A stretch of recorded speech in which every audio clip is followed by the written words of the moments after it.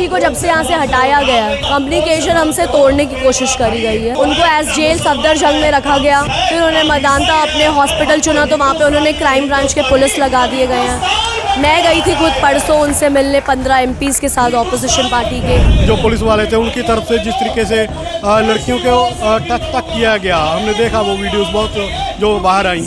तो आप उसको लेकर जाके जो महिला कमीशन है, कौमी महिला कमीशन, उसकी तरफ से कोई बयान आया?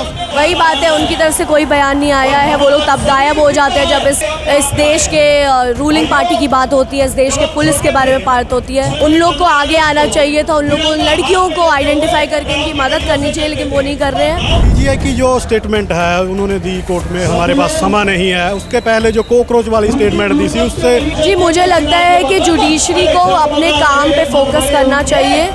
जो उन्होंने स्टार्टिंग में भी बोला था वो गलत चीज़ थी, कॉकरोच नहीं बोलना चाहिए था, लेकिन अच्छा है उससे कॉकरोचेस सारे यहाँ पे आए हैं और अपने हक की लड़ाई लड़ रहे हैं। जंतर मंतर ਤੇ ਜਿਹੜਾ ਧਰਨਾ ਪ੍ਰਦਰਸ਼ਨ ਚੱਲ ਰਿਹਾ ਉਸਦੇ ਜਿਹੜੇ ਲੀਗਲ ਦੇਖਦੇ ਹੈਗੇ ਆ, ਔਰ ਰਤਨਾ ਸਾਡੇ ਨਾਲ ਨੇ।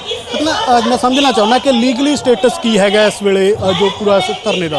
देखिए जो प्रोटेस्टर्स हैं उन पे उनको पुलिस ने एक अननोन FIR भी फाइल करी थी, एंड हमने डिमांड भी रखा है कि आपने जो भी FIRs फाइल करी है पीसफुल प्रोटेस्टर्स पे वो आपको हटानी है, जो कि कल शायद JP नड्डा जी ने सोनम वांगचुक जी को अश्योरेंस दी है, तो उस तरह से वो ख्याल रखा जा रहा है।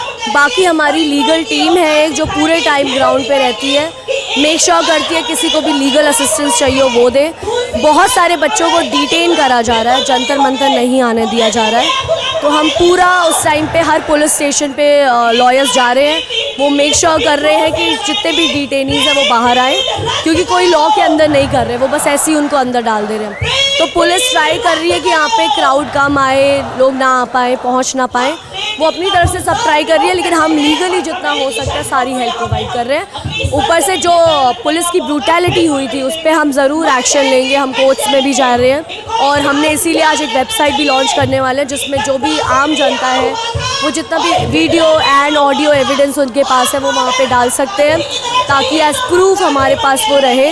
क्योंकि यहाँ पे जो प्रोटेस्ट हुआ था उसमें सबने वीडियोस बनाई थी, सबके पास पूरा प्रूफ है कि कैसे किस पुलिस वाले ने कैसे करा है, तो उनसे क्या होगा, आइडेंटिफाई करने में इजी होगा कि किसने किसके ऊपर क्या करा है, क्या उसने अपनी ड्यूटी के अंडर रहते हुए काम करा है या अपनी पावर को अब्यूज़ करा है एंड देन लोगों को मारा है। तो ये सारी चीज़ें हम पूरा लीगली सारा करना चाहते हैं। पीजीआई की जो स्टेटमेंट है उन्होंने दी कोर्ट में, हमारे पास समय नहीं है, उसके पहले जो कॉकरोच वाली स्टेटमेंट दी थी उससे उस स्टेटमेंट से ये पूरा संघर्ष पैदा हुआ है। पार्टी कॉकरोच जनता पार्टी निकली एक स्टेटमेंट से, आप उसे कैसे देखते हैं एज जी मुझे लगता है कि जुडिशरी को अपने काम पे फोकस करना चाहिए, जो कि है लोगों को इंसाफ दिलाना। जो उन्होंने स्टार्टिंग में भी बोला था वो गलत चीज़ थी, कॉकरोच नहीं बोलना चाहिए था, लेकिन अच्छा है उससे कॉकरोचेस सारे यहाँ पे आए हैं और अपने हक की लड़ाई लड़ रहे हैं, जो कि हमारे को लड़नी नहीं चाहिए। हमने इलेक्ट करके अगर एक गवर्नमेंट को पहुँचाया हुआ है, ये उनका काम है कि वो हमारे लिए काम करे, हमारे अगेंस्ट ना काम करे। बट अब जब यहाँ पे सब आ चुके हैं उसके बाद पुलिस जब ऐसे बिहेव कर चुकी है, अगर हमारे CGI ये कह रहे हैं कि हमें वीडियो देखने का टाइम नहीं है, उससे यही दिखा रहा है कि आप कितने ज़्यादा एक इनसेंसिटिव स्टेटमेंट दे रहे हैं। आप इस देश के चीफ जस्टिस ऑफ इंडिया है, जुडिशरी को टेम्पल ऑफ जस्टिस बोला जाता है। अगर एक इंसान वहाँ नहीं जाएगा इंसाफ के लिए तो वो कहाँ जाएगा। तो मैं चाहूँगी कि चीफ जस्टिस जी थोड़ा सा टाइम निकालें और जो ये चीज़ें दिल्ली में शहर में चल रही है, पुलिस के द्वारा चल रही है, उस पर थोड़ा ध्यान दें और उस पर एक्शन। तरीके से लड़कियों पर पुलिस की तरफ से किया गया, मेल जो पुलिस वाले थे उनकी तरफ से जिस तरीके से लड़कियों को टच तक किया गया, हमने देखा वो वीडियोस बहुत जो बाहर आई। तो आप उसको लेकर जाके जो महिला कमीशन है, कौमी महिला कमीशन, उसकी तरफ से कोई बयान आया?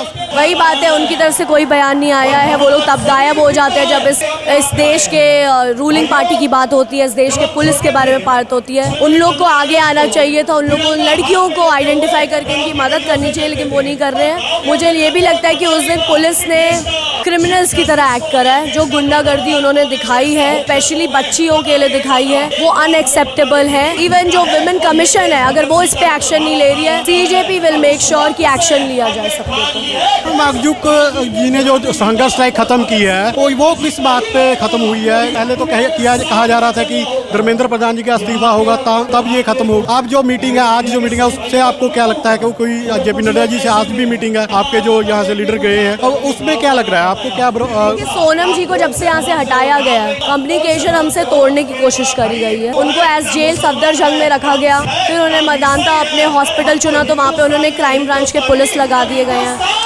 मैं गई थी खुद परसों उनसे मिलने 15 MPs के साथ ऑपोजिशन पार्टी के, कि वो अपना फास्ट तोड़े, क्योंकि हम भी नहीं चाहते वो कंटिन्यू करें, क्योंकि मेन उनका जो यहाँ पे रहना इम्पॉर्टेंट है, वो इस प्रोटेस्ट के पार्ट हमेशा से रहे, स्टार्टिंग से रहे। तो हमने पूरी कोशिश करी कि सर को वहाँ से निकाला जाए, लेकिन इस सरकार ने उन्हें एक तरीके से अरेस्ट में रखा गया है। हमारे से कम्युनिकेशन तोड़ा गया है, हमें मिलने नहीं दिया है। जेपी नड्डा जी बार बार वहाँ पे जाके मिल लेते हैं, तो हमें ये भी नहीं पता किस प्रेशर के अंडर उन्होंने अग्री करा है, लेकिन हमें ये खुशी है कि उन्होंने फास्ट तोड़ा है, क्योंकि ऐसी सरकार के लिए जो जवाब नहीं दी इतने दिनों से, उनके लिए हंगर स्ट्राइक पे भी उनका रहना सही चीज़ है। ये नहीं मानते कि अगर सोनम वांगचुक जी ने हंगर स्ट्राइक तोड़ी है तो उससे जो धरना है वो वीक होगा, वो प्रेशर कम होगा? देखिए, ये प्रोटेस्ट जैसे हम स्टार्टिंग से बोल रहे हैं 20 जुलाई के बाद से, सोनम वांगचुक और CJP तक लिमिटेड नहीं है। यहाँ लोग देश भर से आए हैं, देश भर में प्रोटेस्ट हो रहे हैं। देश वालों ने देख लिया है कि कैसे इस देश में लोगों के साथ नाइंसाफ़ी हो रही है,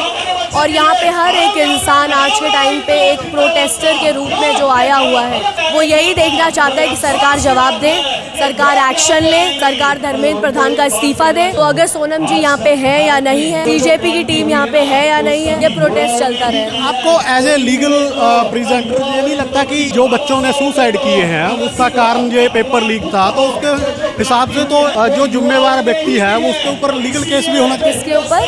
कोई भी जिसकी जिम्मेवारी बनती है उसके ऊपर लीगल केस जाएंगे कोर्ट में। कोर्ट में ऑलरेडी जा रही है एक याचिका, उसमें है डिमांड करा है हमने अकाउंटेबिलिटी जो हमने मांगी है। हमने एक 1 करोड़ कॉम्पनसेशन मांगा है जिन बच्चों ने सुसाइड करा उनकी फैमिलीज के लिए। हमने बोला है कि जो भी लोग इन्वॉल्व थे उनका करें, और जो ये बच्चों ने जान दी है उन सबकी रिस्पॉन्सिबिलिटी गवर्नमेंट के ऊपर है। ये बच्चों ने जान इसीलिए दी है कि सिस्टम है।